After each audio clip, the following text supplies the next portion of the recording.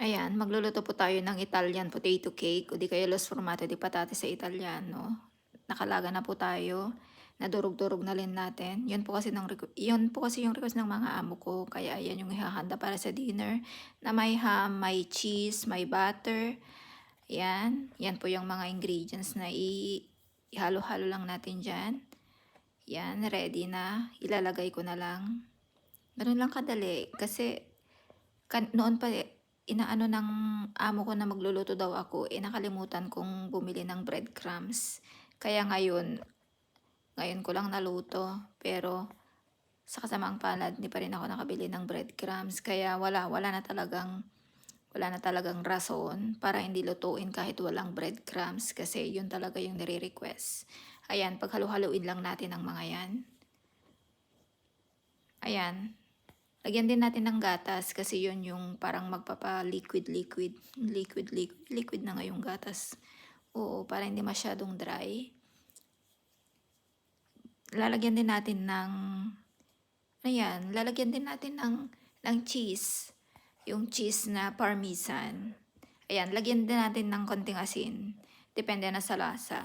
Ayan, gaganyan lang natin. Halo-halo lang. Halo-halo. Gaya ng halo-halo. Halo-halo lang, ganyan. Ayan, nag-grease na din natin yung paglalagyan natin.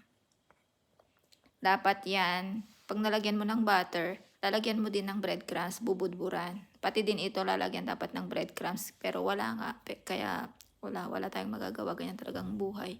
Ulyanin na tayo. Kaya nga hindi natin niluto kahapon kasi walang breadcrumbs.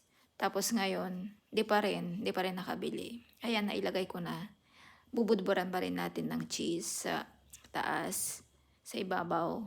At dapat breadcrumbs din, pero wala talaga. Pero sigurado masarap din yan. Ayan. Napainit na din natin yung kanina ko pa pinainit yung oven. Ayan, sige, budbud pa. Budbud lang ng budbud. Ayan. Damihan para mas masarap, para magkalasa. Kung ayaw nyo ng asin, dadamihan ng mozzarella, dadamihan ng cheese. Napainit ko na kanina iyan. Dapat yung init, taas at baba para mas madaling maluto. Tapos, 180 degrees. Yan, lulutuin lang natin yan ng sandali.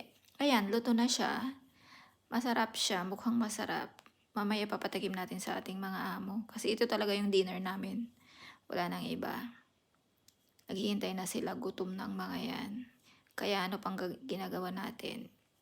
Ihain na natin. Ayan, ito yung para sa akin. Ito yung plato ko.